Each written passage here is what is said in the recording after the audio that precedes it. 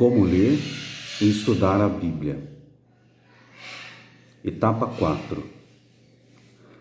Aprenda a falar como um nativo. Um dos aspectos mais interessantes de uma viagem tem a ver com aprender como as pessoas em lugares diferentes usam as palavras. Por exemplo, a expressão alemã Guten Tag significa literalmente bom dia. Entretanto, ela é usada normalmente como uma saudação apenas à tarde. E assim é equivalente a um brasileiro falando boa tarde. Para se entender o texto bíblico, precisamos ter uma compreensão exata do modo como as palavras são usadas. Os sentidos das palavras são determinados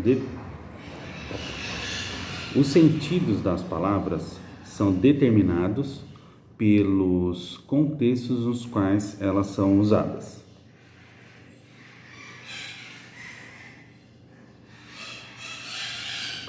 Ao estudar uma palavra no texto bíblico, desejaremos a conhecer os possíveis significados para essa palavra do mundo antigo.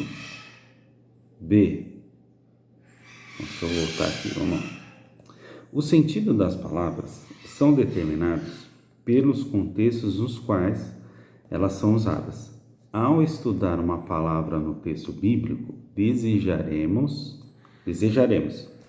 a.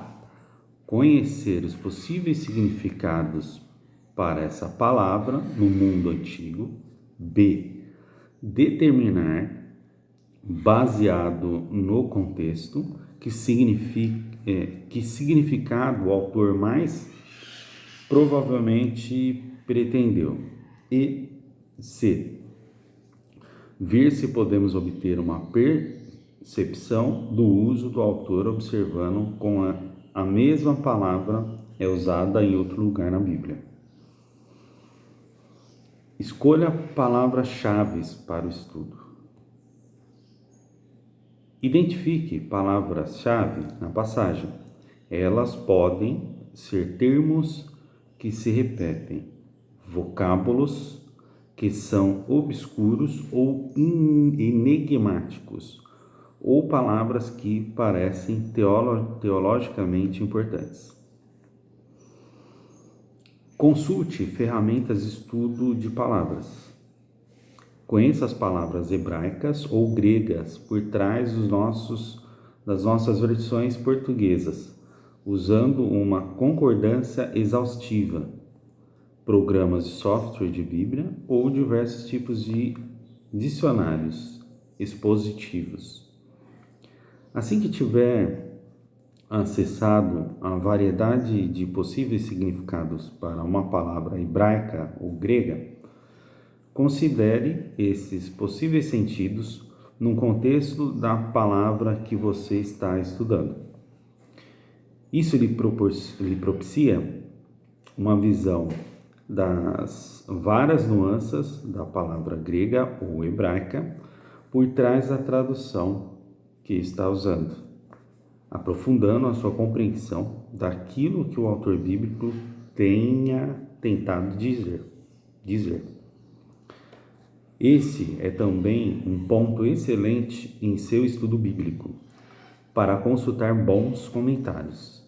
Eles discutirão as palavras-chave da passagem à luz do contexto literário, de questões contextuais, da teologia, do autor e de outros fatores. Consulte uma concordância. Você pode usar a concordância para procurar outros usos do mesmo termo hebraico ou grego que está estudando. Identifique lugares onde a palavra é usada de maneira semelhante ao modo usado na passagem em estudo.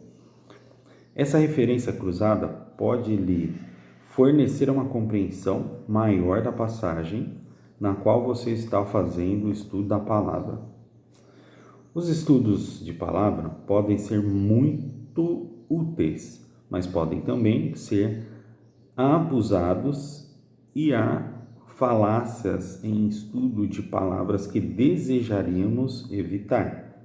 Entre algumas das mais comuns são: falácia da referência cruzada. Insistir que uma palavra, tal como usada em uma passagem, deve ser empregada da mesma maneira em outro texto, simplesmente porque o mesmo termo é usado. Falácia da raiz.